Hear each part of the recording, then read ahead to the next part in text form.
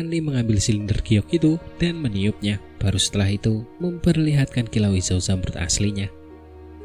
Dia menempelkan silinder itu ke dahinya dan perlahan-lahan menenggelamkan pikirannya ke dalamnya. Sebuah formula pemurnian pil obat yang menakjubkan muncul di kepalanya. Tanpa diduga, itu adalah formula pemurnian pil pembentukan fondasi yang sangat didambakan Hanli. Prosesnya memiliki beberapa langkah, mulai dari mengumpulkan bahan mentah hingga memadatkan pil. Penemuan ini memberinya kejutan yang menyenangkan. Selama beberapa saat, dia tidak melihat silinder giok hitam lainnya. Kemudian, dia buru-buru membaca semuanya. Namun, ketika jiwanya membaca kata-kata harus disempurnakan dengan api sejati bawaan untuk dapat berhasil, Hanli menatap kosong sejenak dengan perasaan bodoh yang luar biasa. Api sejati bawaan adalah api astral Taois yang hanya dimiliki oleh para ahli pembentukan fondasi. Itu adalah sihir dasar yang hanya dapat dilakukan oleh orang yang memiliki kultivasi pembentukan fondasi. Kekuatannya dapat diperkuat secara bertahap saat memurnikan ki selama meditasi hingga ke titik di mana setelah seseorang mencapai pembentukan inti, api sejati dapat menjadi api samadhi dari legenda yang mampu menghanguskan semua yang ada di bawah langit. Namun, bagaimana mungkin Hanli, seorang kultivator kondensasi ki, dapat mengeluarkan api sejati bawaan ini? Karena hanya setelah ia memasuki pembentukan fondasi, ia dapat menyalakannya. Akan tetapi, jika pil pembentukan fondasi diperlukan untuk menjadi pembentukan fondasi, dan untuk memurnikannya diperlukan api sejati bawaan pembentukan fondasi, maka keduanya benar-benar saling terkait dalam lingkaran setan yang tidak bisa dipatahkan. Hal ini membuat Hanli tertekan sampai-sampai ingin membenturkan kepalanya ke dinding. Mencari pakar pembentukan fondasi untuk membantunya memurnikan pil sama sekali tidak dapat diterima. Ini sama saja dengan membocorkan rahasia botol kecil itu kepada mereka. Dan asisten yang dimintai bantuannya itu kemungkinan besar akan menjadi pembunuhnya sendiri. Hanli yang putus asa berdiri dengan gelisah di depan meja untuk waktu yang lama sebelum mengembalikannya ke tempat semula. Kemudian, tanpa sadar ia mengambil silinder giok lain dan membersihkannya, memperlihatkan warna yang menyala-nyala. Masalah pil pembentukan fondasi hanya dapat dipertimbangkan kembali di masa mendatang. Mari kita lihat dulu apa yang ada di dalamnya. Mungkin ada formula pil obat yang menakjubkan di dalamnya, gumam Hanli. Hanli adalah orang yang berani dan tegas. Setelah segera menyingkirkan silinder pil pembentukan fondasi ke samping, dia kemudian berbalik untuk memeriksa silinder giok berwarna merah, serta berharap dapat kejutan yang menyenangkan. Pil pengatur wajah. Tepat saat Hanli mendorong kesadarannya ke dalam tabung giok, 3 kata itu memasuki pikirannya, menyebabkan dia langsung merasakan sedikit kekecewaan. Namun, Hanli meyakinkan dirinya sendiri sejenak. Meskipun ini mungkin namanya, efek pil obat ini mungkin tidak selalu seperti yang aku yakini. Mungkin akan ada efek aneh lainnya, gumam Hanli. Namun, kata-kata berikut benar-benar menghancurkan harapan Hanli yang berlebihan. Pil itu dapat membuat penampilan seseorang tetap muda selamanya. Uraian tentang efek pil itu tidak berguna baginya. Hanli berdiri di sana tanpa bergerak dan tidak berkata apa-apa. Pikirannya masih terus-menerus menekan benang-benang asap api jahat yang menyengat saat dia mengutuk dalam hati tanpa henti. Koleksi buku sampah macam apa ini? Tidak ada resep yang seharusnya ada di sini. Sebenarnya, ini hanya kumpulan yang sangat berantakan. Bagaimana mungkin mereka memperlakukan kami para kultivator dengan teknik rahasia jarum akupuntur, pil pengencang wajah, dan semacamnya? Mereka bahkan dengan sombong mengatur semua ini di sini, gumam Hanli. Saat Hanli merasa perjalanan ini nyaris sia-sia, suara menjijikan itu tiba-tiba berbicara. Waktumu telah habis. Jika kau ingin memperpanjang, ucap Tetuasu. Aku akan turun, ucap Hanli. Hanli tidak ingin menyanyiakan batu roh lagi dan bersiap pergi sambil membawa tabung giok yang berisi formula pemurnian pil pembentukan fondasi. Namun saat dia berjalan ke tangga, dia ragu-ragu. Dia merasa bahwa meskipun pil pengatur wajah tidak berguna dalam meningkatkan kekuatan sihir seseorang, pil itu masih bisa dijual kepada kultivator lain. Yang terpenting, pil pengatur wajah ini tidak memerlukan apa yang disebut api sejati bawaan. Itu adalah sesuatu yang bisa diciptakan sekarang. Dengan pemikiran ini, Hanli kembali ke depan meja dan mengambil silinder giok merah. Dia kemudian dengan cepat kembali ke tangga dan menuruni tangga. Penatwasu, apakah lantai di atas benar-benar tempat penyimpanan formula pil obat milik sekte? Bagaimana bisa ada begitu banyak sampah? Apakah ada ruang penyimpanan lain? Hanli tidak peduli untuk mengejek lelaki tua itu dan malah mengajukan pertanyaan yang telah lama ia tahan dengan wajah tertekan. Melihat ekspresi Hanli, dia tidak dapat menahan tawa dan tersenyum jahat. Sejak lelaki tua ini mulai mengurus tempat ini, sahabat muda bukanlah orang pertama yang menanyakan pertanyaan ini. Hampir setiap murid yang tiba di aula Yuwalu untuk pertama kalinya dan melihat ke atas menanyakan pertanyaan yang sama kepada lelaki tua ini. Namun, jika kamu ingin mengetahui keseluruhan masalah ini, ucap Tetwasu tidak melanjutkan kata-katanya. Tetwasu ini sengaja mengulur kalimatnya, serta makna kata-katanya tidak bisa lebih jelas lagi. Ekspresinya kaku menuntut bayaran. Itu benar-benar membuat Hanli terdiam. Orang di hadapannya ini adalah seorang ahli pembentukan fondasi, namun jelas-jelas mirip dengan seorang pencuri utang dari dunia sekuler dengan penampilan pelit. Saat ini, Hanli akhirnya menyadari mengapa dia tidak ingin dia memanggilnya senior bela diri, dan malah memanggilnya tetua. Jika dia melakukan tindakan itu sebagai senior sekti bela diri, dia tidak akan bisa dengan berani mengambil keuntungan dari trik-trik kecil ini, sementara atasannya berpura-pura tidak memperhatikan. Alis Hanli terangkat sejenak. Tanpa berkata apa-apa lagi, dia meletakkan 2 silinder giok di depan meja lelaki tua itu. Awalnya, junior ini berpikir untuk menyalin silinder giok ini. Namun, sepertinya saat ini aku tidak memiliki cukup batu roh. Karena seperti itu, junior ini hanya akan menyalin 1. Sedangkan untuk yang lain, junior akan menyimpannya untuk perjalanan berikutnya, ucap Hanli. Setelah hidup di dunia sekuler begitu lama dan mengerti tipikal orang ini, Hanli perlu sedikit membalas, agar nafsu makannya tidak bertambah besar. Teman muda ingin menduplikasi 2 di antaranya. Tetwasu tersenyum lebar dan membuka matanya lebar-lebar. Awalnya iya, namun junior ini mengetahui jawaban dari pertanyaan sebelumnya. Namun sepertinya tidak ada cukup jawaban, ucap Hanli. Karena sahabat muda ini terus terang, tentu saja aku akan menjawab pertanyaan sebelumnya tanpa dipungut biaya. Biarkan orang tua ini memberikan salinannya kepada sahabat muda ini terlebih dahulu, ucap Tetwasu. Orang tua itu buru-buru mengambil 2 silinder giok dan mengambil 2 silinder giok putih dari rak di belakangnya. Dia buru-buru menggandakannya karena takut Hanli akan menarik kembali kata-katanya. Duplikasinya sudah selesai. Jaga ini baik-baik, ucap Tetwasu.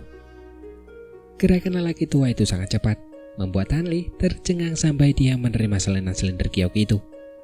Setelah Hanli menerima duplikatnya, lelaki tua itu kemudian menatapnya dengan ekspresi tidak sabar untuk batu roh yang akan dikeluarkan Hanli. Sudut mulut Hanli berkedut, lalu dia membuka mulutnya untuk mengatakan sesuatu. Namun, dia tidak mengatakan apapun. Setelah hening sejenak, dia dengan rapi mengeluarkan 20 batu roh tingkat rendah dari kantong penyimpanannya dan tanpa kata-kata menyerahkannya kepada lelaki tua itu. Orang tua itu menerima batu roh yang ditawarkan dengan senyum bahagia, dan untuk beberapa saat dia tidak dapat menyembunyikan kebahagiaannya. Baru setelah dia menghitung batu roh 3 hingga 4 kali, dia melihat Hanli menunggu di sampingnya untuk mendapatkan jawaban. Pada saat ini, Tetwasu sangat puas dengan batu roh yang diterimanya dan menilai Hanli dengan tatapan seolah-olah Hanli adalah orang kaya. Aku benar-benar tidak bisa menilai seseorang dari penampilannya. Latar belakang sahabat muda ternyata sedalam ini dan sungguh mengejutkan lelaki tua ini. Meskipun lelaki tua ini serakah, aku adalah lelaki yang menepati janjinya. Hari ini, jika sahabat muda punya pertanyaan, jangan ragu untuk bertanya. Lelaki tua ini pasti akan memuaskan dan membalas budi sahabat muda. Setelah lelaki tua itu mengalihkan pandangannya ke arahnya, dia dengan sungguh-sungguh mengatakan ini dengan citra yang sungguh-sungguh dan pantas. Hanli sedikit terkejut, namun tanpa sedikit pun rasa sopan, dia meminta jawaban atas pertanyaannya sebelumnya. Jawabannya cukup sederhana. Sebagian besar resep pil obat sudah lama hilang. Bukan hanya sekte lembah mapel kuning kita, tetapi juga sekte lainnya. Bahkan seluruh dunia kultivasi pun seperti ini, ucap lelaki tua itu menjawab dengan santai. Ketika Hanli mendengar ini, dia terkejut dan menatap lelaki tua itu dengan tatapan bingung. Teman muda, tenanglah. Nanti akan jelas setelah kamu memikirkannya. Mengapa resep pil obat itu berharga? Tentu saja karena resep itu mampu menggunakan bahan-bahan surgawi dan harta duniawi untuk membuat pil obat bagi kita para kultivator untuk dikonsumsi. Namun, sahabat muda sepertinya tidak memikirkan hal ini sebelumnya.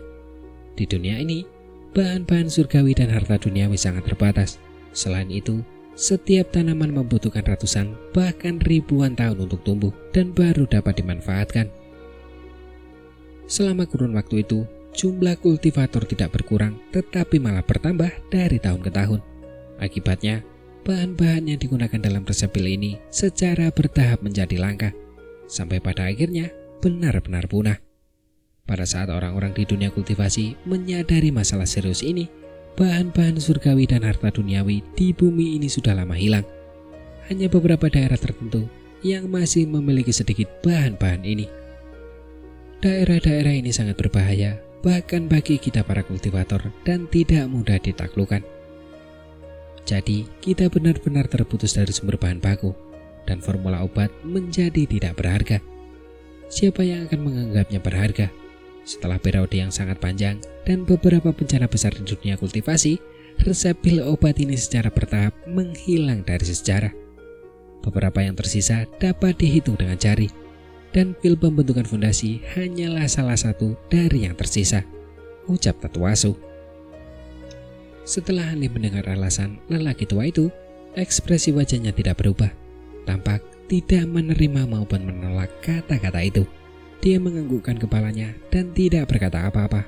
Dia mengambil duplikat silinder giok dan berbalik berjalan menuju lorong. Karena sahabat muda ingin memberikan pil, apakah kamu ingin datang lagi dan membeli beberapa tungku pil? Aku akan menjualnya sedikit lebih murah, ucap Tatsuasu. Orang tua itu melihat Hanli pergi dan buru-buru menawarkan untuk menjual barang dagangannya sendiri. Aku tidak membutuhkannya. Untuk saat ini, aku tidak bisa menggunakannya, ucap Hanli, tidak menoleh dan hanya melambaikan tangannya untuk mengucapkan selamat tinggal. Itu sungguh disayangkan. Tungku pilku ini dapat menahan suhu tinggi api bumi. Tatsuasu berkata dengan menyesal setelah melihat bahwa usahanya tidak berhasil. Api bumi, gumam Hanli, lalu berhenti di pintu masuk lorong. Itu adalah api paru-paru bumi, sedikit lebih mengesankan dari api sejati bawaan, ucap orang tua itu berkata dengan acuh tak acuh. Bukankah dikatakan bahwa penyulingan pil membutuhkan api sejati bawaan? Bisakah api bumi ini menggantikannya saat memberikan pil?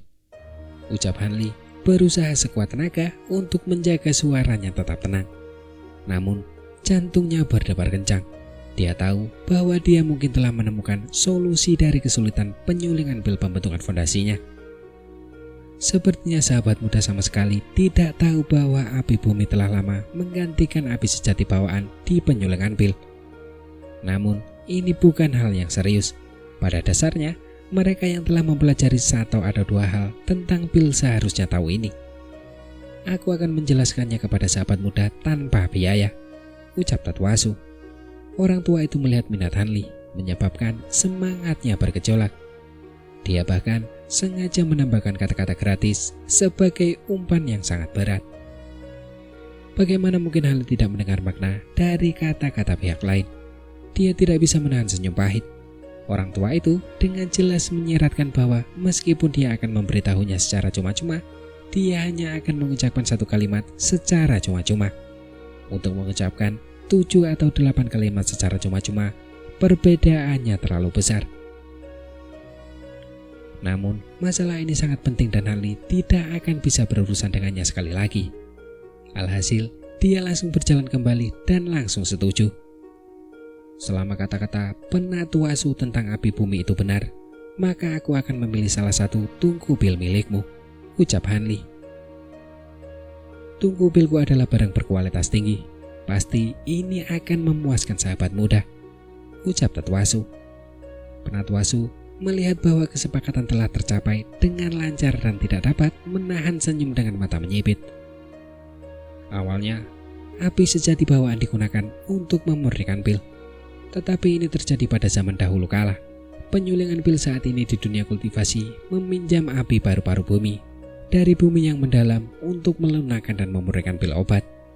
Dahulu kala, nenek moyang kita telah menemukan bahwa api bumi tidak hanya memiliki esensi yang lebih murni dan suhu yang lebih tinggi daripada api sejati, tetapi juga lebih tahan lama dan lebih stabil. Tingkat keberhasilannya biasanya jauh lebih besar daripada saat menggunakan api sejati untuk memurnikan pil.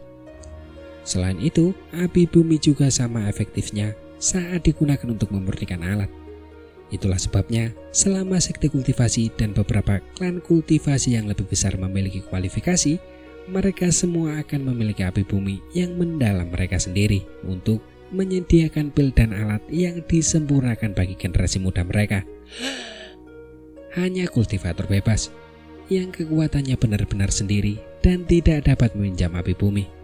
Mereka akan menggunakan metode api sejati yang kemungkinan besar akan gagal dalam memurnikan pil, ucap Tetsuo. Orang tua itu menggelengkan kepalanya saat dia menceritakan pidato panjang yang terlintas di benaknya. Kalau begitu, sekte ini juga punya api bumi yang bisa dipinjam untuk digunakan. Tetsuo pasti tahu di mana, ucap Hanli sangat gembira. Tetapi dia menahan kegembiraan dalam benaknya dan menjaga akal sehatnya untuk bertanya tentang lokasi yang krusial itu. Ketika lelaki tua itu mendengar pertanyaan Hanli, dia tidak bisa menahan tawa. Dia tersenyum pada Hanli dan mengedipkan matanya, seolah-olah dia bingung. Ketika sahabat muda baru saja memasuki aula Yuelu, bukankah kau melihat lorong tanpa petunjuk apapun? Lorong itu mengarah ke api bumi yang mendalam.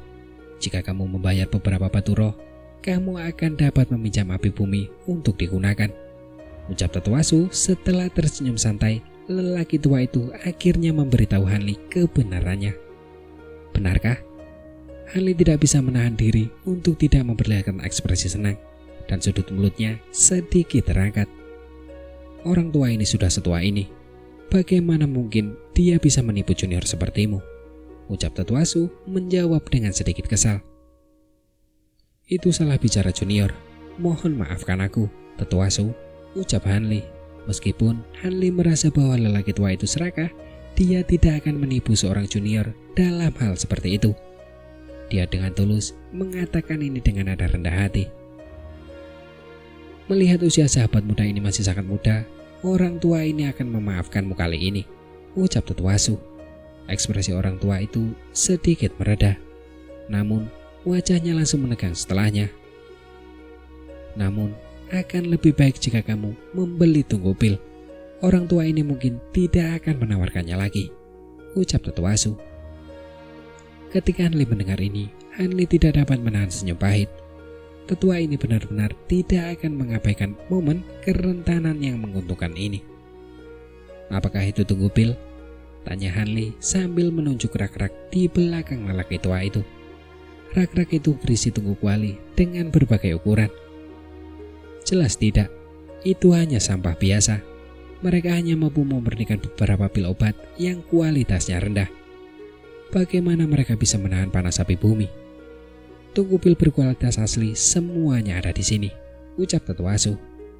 Orang tua itu menemukan kembali kualitas sejati seorang pengusaha yang tidak bermoral dan dengan gembira menempuh kantong abu-abu yang biasa-biasa saja di pinggangnya. Lelaki tua itu melepaskan kantung abu-abu itu dan menepuknya pelan sambil melihat ke tanah di sampingnya. Kemudian cahaya biru menyinari daratan kuali pil antik yang menarik dan tidak biasa di lantai. Bagaimana? Ini adalah koleksi tungku pil milik lelaki tua ini. Setiap tungku adalah karya berkualitas dan sama sekali bukan sampah biasa. Lelaki tua itu berkata dengan agak puas. Ia mengambil tungku kuali terdekat dan memukulnya dengan ringan.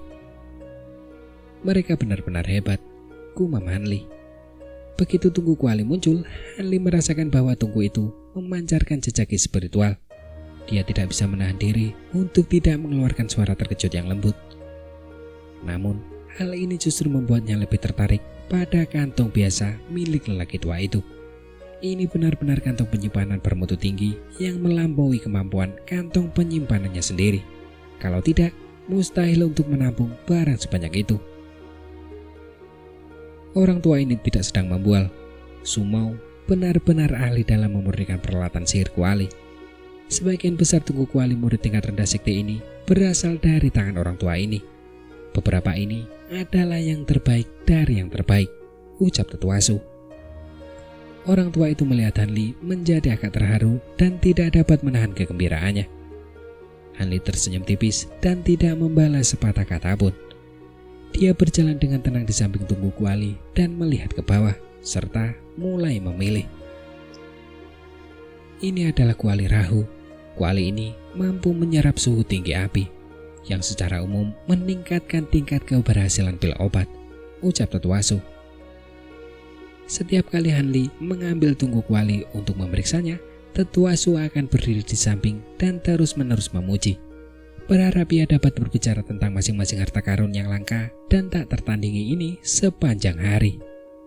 Jika Hanli tidak segera membelinya, itu sama saja ia telah berbuat salah kepada surga.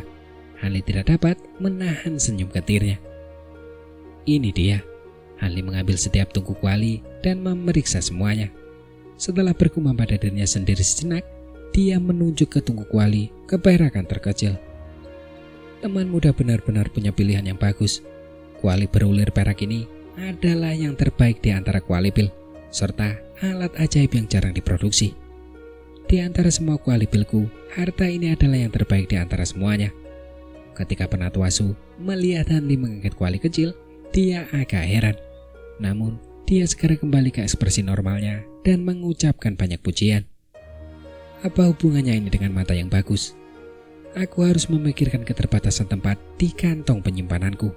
Kantong ini hanya bisa menampung kuali ini, pikir Hanli dengan tidak senang ketika mendengar kata-kata berisik dari lelaki tua itu. Akhirnya, setelah tawar-menawar harga dengan lelaki tua itu, Hanli memutuskan harga 32 batu roh kelas rendah dan membeli benda itu. Kemudian, dia pergi tanpa ragu sedikit pun. Meskipun Hanli hanya sempat berhubungan dengan Tetua Su, dia telah menghabiskan lebih dari 50 batu roh. Meskipun bisa dikatakan dia sangat kaya, hal itu tetap saja membuat hatinya sakit. Akibatnya, dia benar-benar tidak mau tinggal di sini lebih lama lagi. Bahkan, jika lelaki tua itu mendesaknya dengan penuh semangat untuk tinggal. Setelah keluar dari kamar Tetua Su, Hanli kembali ke aula dengan formasi teleportasi. Namun, dia tidak langsung meninggalkan aula istana. Tetapi setelah mempertimbangkan sejenak, dia malah berjalan melalui lorong yang tidak ditandai dengan karakter apapun. Di ujung lorong itu muncul sebuah pintu batu besar yang menghalangi jalan. Kilauan pelangi terus-menerus beredar melalui pintu batu itu. Hanya dengan melihatnya, orang akan tahu bahwa pintu itu memiliki mantra pembatas yang sangat kuat, sehingga orang tidak akan berani bertindak tanpa berpikir.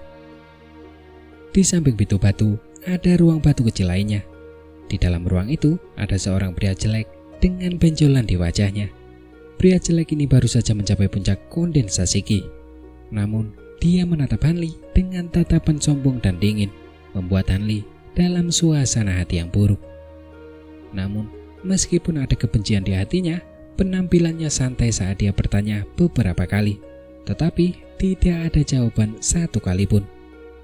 Hal ini membuat Hanli memahami dengan jelas keadaan situasi ini dan apa yang sedang terjadi. Setelah itu, Hanli tidak mempedulikan kekasaran pihak lain. Dia dengan sopan mengucapkan selamat tinggal dan kemudian pergi. Namun sebelum meninggalkan ruangan, dia mendengar pria jelek itu bergumam. Seorang murid yang malang dan rendahan juga ingin belajar memurnikan pil. Apakah otakmu sudah dimurnikan menjadi bubur? Seorang pria yang hanya banyak bicara dan tidak bertindak Dengan sia-sia menyia-nyiakan begitu banyak air liur paman ini, gumam orang itu. Ketika Hanli mendengar kata-kata pihak lain, sosoknya tidak berubah sedikit pun. Namun, dia menyembunyikan rasa dingin yang dirasakannya terhadap pria jelek itu. Rasa dingin yang mampu mengikis embun beku. Kilatan hasrat membunuh melintas di matanya. Setelah Hanli meninggalkan aula Yuelu, dia mengucapkan selamat tinggal kepada dua orang berbaju merah dan terbang menuju taman 100 obat dengan alat sihirnya. Di udara, Hanli terus berpikir tentang menyempurnakan pil pembentukan fondasi sambil menatap ke bawah bukit terus-menerus dengan acuh tak acuh. Tiba-tiba, ledakan kerasan gemuruh datang dari bawah dan mengejutkannya. Dia tidak bisa menahan diri untuk tidak bisa melihat lebih dekat. Hanya terlihat kilatan petir di salah satu bukit dan terdengar suara tepuk tangan samar dari sana. Hal itu membangkitkan rasa ingin tahu Hanli. Ia mendarat dari alat sihirnya di dekatnya dan secara otomatis mulai mendekati sumbernya. Saudara Murong, sekali lagi, tunjukkan pada kami apa yang kalian punya. Benar sekali, ini pertama kalinya aku melihat bentuk petir sedekat itu. Sangat menakutkan. Begitu tiba di puncak bukit, Hanli mendengar suara datang dari depan, dan nama Murong menggerakkan hatinya. Saudara-saudara jenius dengan akar spiritual guntur yang baru saja memasuki sekte, bukankah nama belakang mereka adalah Murong? Ledakan keras sebelumnya, apakah saudara-saudara ini yang menjadi pusat perhatian sedang menunjukkan keterampilan mereka? Gumam Hanli. Pada saat itu, ia melihat dengan jelas ada sekitar 30-40 murid yang beraneka usia di puncak bukit, berkumpul dalam lingkaran longgar dan menunjuk kedua anak muda berusia 11 atau 12 tahun di tengah lingkaran sambil berbincang dengan penuh semangat. Ada beberapa lubang hangus di dalam lingkaran itu, tapi lubang itu meleleh karena suhu tinggi dan mengeluarkan asap biru muda. Setelah angin bertiup, bau hangus itu tercium di mana-mana. Melihat pemandangan ini, Hanli buru-buru menghampiri dan mengamati kedua anak muda itu dengan seksama. Mereka berdua memiliki fitur wajah yang halus, kulit yang putih dan lembut, dan mereka terlihat sangat mirip. Namun, ketika mereka mengedipkan mata, mereka terlihat seperti peri kecil. Pada saat ini, karena perhatian dan pujian dari orang banyak, mereka berdua tersibuk karena kegembiraan. Setelah mereka saling memandang, mereka melantunkan mantra pada saat yang sama, dan kilat menyambar di tangan mereka berdua, diikuti oleh dua sembaran petir tipis yang terbang keluar. Mereka mendarat di tanah di dekatnya dengan dua ledakan keras dan semburan cahaya putih terang, menciptakan dua lubang lagi di tanah. Ini adalah telapak tangan petir dengan atribut guntur. Terlepas dari kekuatan atau suaranya, ini lebih kuat daripada teknik bola api, teknik es, atau teknik sihir lainnya yang setingkat. Teknik sihir dengan atribut guntur memang merupakan teknik sihir yang paling merusak. Gumam Hanli tercengang dan juga iri dengan atribut akar spiritual kedua bersaudara itu. Jelas, Hanli bukan satu-satunya yang memiliki mentalitas ini. Murid-murid lain yang sedang menonton mereka juga memandang keduanya dengan tatapan iri, sambil membenci diri mereka sendiri karena tidak diberkati oleh surga dengan atribut tingkat tinggi semacam ini yang membuat semua orang iri. Kedua bersaudara itu memperagakan mantra petir mereka beberapa kali lagi di tengah kerumunan yang bertepuk tangan. Tetapi kekuatan mereka jelas mulai menurun di belakang kemauan mereka. Bagaimanapun, mereka masih terlalu muda. Hanya itu, sepertinya kekuatan akar spiritual petir hanya seperti ini. Menurutku, itu mungkin tidak sebagus akar spiritual anginku. Tepat saat itu, suara seorang pria buruk terdengar dari kerumunan di seberang tempat Hanli berdiri, dan orang-orang di sekitarnya tidak dapat menahan diri untuk tidak melihat ke arah itu. Seorang pria dan wanita muda berdiri berdampingan. Pria itu tinggi dan tampan, dan wanita itu cantik bagai bunga. Mereka jelas sepasang kekasih yang sedang dimabuk cinta. Pria itu tampak angkuh, dan tampaknya meremehkan jurus telapak petir milik Murong bersaudara. Sedangkan wanita itu tersibuk karena begitu banyak orang yang menatapnya. Wajahnya yang kemerahan semakin menawan. Siapakah pria ini? Dia sangat liar. Akar spiritual angin. Bukankah itu juga jenis akar spiritual yang bermutasi? Pria ini memiliki akar spiritual yang bermutasi. Aku kenal orang ini. Dia adalah saudara bela diri senior Lu.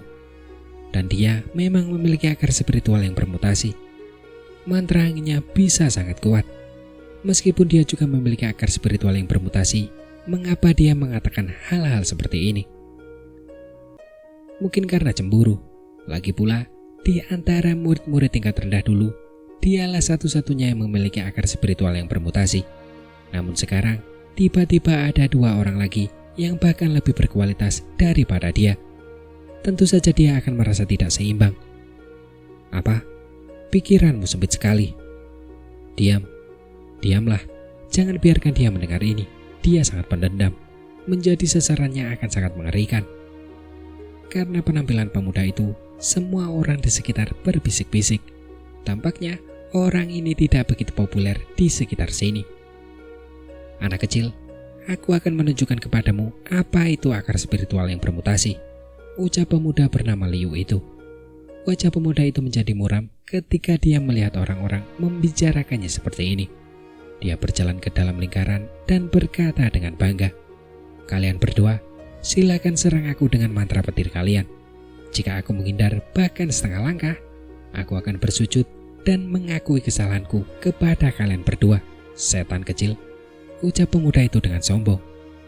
Melihat saudara bela diri senior Lu begitu sombong dan memandang rendah mereka tanpa alasan, murung bersaudara sangat marah hingga wajah mereka menjadi pucat. "Kau tidak akan menghindar?" "Tentu saja. Dan tidak diperbolehkan membawa alat sihir." "Baiklah." Kedua saudara itu memang saudara kandung. Mereka masing-masing menambahkan aturan yang menguntungkan mereka dan menetapkannya. Pemuda itu juga sombong, jadi dia bahkan tidak menganggap serius kedua saudara itu dan menerima persyaratan mereka tanpa keberatan. "Baiklah, kalau begitu kami berdua akan menyerang kakak senior," kedua remaja itu berkata dengan marah serempak. "Saudara senior Lu, apakah kamu akan baik-baik saja seperti ini?" ucap teman wanita muda itu nampak mulai khawatir. Apa yang perlu dikhawatirkan saat berurusan dengan 2 anak kecil? "Kakak Cheng, tenang saja." Pemuda itu melambaikan tangannya dengan acuh tak acuh dan berdiri di depan murung bersaudara dengan sikap mencolok. Kedua anak muda itu saling memandang dan tiba-tiba mereka saling mendekat. Mereka saling mengelurkan tangan dan saling berpegangan tangan, sementara jari lainnya menunjuk ke langit. Bersama-sama mereka mengucapkan mantra yang sama persis. Melihat ini, pemuda itu mencibir dan merapal mantra pertahanan pada dirinya sendiri. Sebuah topeng biru kehijauan segera mengelilinginya dan membungkusnya erat-erat di dalamnya. Serangan rantai guntur. Kakak beradik itu akhirnya selesai merapal mantra, dan mereka mengarahkan jari mereka ke atas kepala pemuda itu. Awan hitam seukuran 10 meter muncul di atasnya. Cahaya putih berkelebat di awan, dan sambaran petir selebar jari mendarat di perisai biru kehijauan itu. Petir itu menyambar perisai itu begitu keras hingga perisai itu bergetar hebat, dan ekspresi pemuda itu pun berubah. Rupanya kekuatan petir itu di luar dugaannya. Namun, sambaran petir ini baru permulaan. Dari awan yang gelap yang mengambang di udara, sambaran petir yang sama jatuh dan mengenai perisai hingga berkedip-kedip dan menjadi gelap, serta hampir hancur. Ekspresi pemuda itu kembali gelap saat ia tiba-tiba membuat beberapa gerakan jari yang rumit dan menyilaukan, menggeram dalam-dalam, dan menekan tangannya erat-erat ke dinding perisai cahaya. Topeng cahaya itu tiba-tiba bersinar biru. Tidak hanya diperbaiki, tetapi juga tampak lebih tebal dari sebelumnya. Namun, murung bersaudara tentu saja tidak akan melepaskan keunggulan yang mereka miliki. Jadi mereka juga mengirim berbagai mantra ke udara dan membuat awan gelap itu mengambang hingga diameter sekitar 10 meter. Petir yang jatuh semakin tebal dan lebih sering. Menghadapi serangan ganas kedua saudara itu, senior Lu ini bahkan lebih terkejut dan marah, dan dia tidak tahu harus berbuat apa. Dia tidak pernah menyangka mereka akan menguasai teknik rantai petir tingkat menengah dasar di usia yang begitu muda. Dia dipukul begitu keras sehingga dia tidak bisa mundur dari pertarungan. dan dia hanya bisa mengeluarkan mantra serangan balik. Dia menderita kerugian seperti itu di depan begitu banyak orang. Begitu saja, para pemuda itu di satu sisi mengerahkan seluruh kekuatan mereka untuk mendukung serangan petir awan yang gelap, dan di sisi lain, pemuda itu berjuang untuk terus merapal mantra pertahanan guna memperkuat perisai biru kehijauan. Persaingan ini berubah menjadi tarik tambang yang tak terduga. Biasanya, jika satu pihak menyerang dan pihak lain bertahan, penyerang secara alami akan memiliki keuntungan yang lebih besar, dan mereka dapat menghemat lebih banyak kekuatan daripada yang bertahan. Namun murung bersaudara yang menyerang telah menghabiskan banyak kekuatan sihir mereka selama demonstrasi tadi, dan mereka tidak memiliki cukup kekuatan sihir sejak awal. Selain itu, pemuda bermargalu itu jauh lebih tua, jadi kematangan kekuatan sihirnya tidak dapat dibandingkan dengan mereka yang baru saja memasuki sekte. Dengan bertempur dalam pertempuran yang melelahkan, mereka terpojok. Dibawakan dengan semua orang, awan gelap itu melapaskan beberapa sembaran petir terakhir dan kemudian menghilang, lalu meninggalkan langit yang cerah. Kehabisan kekuatan sihir, anak-anak muda itu terpaksa menghentikan petir itu terlebih dahulu.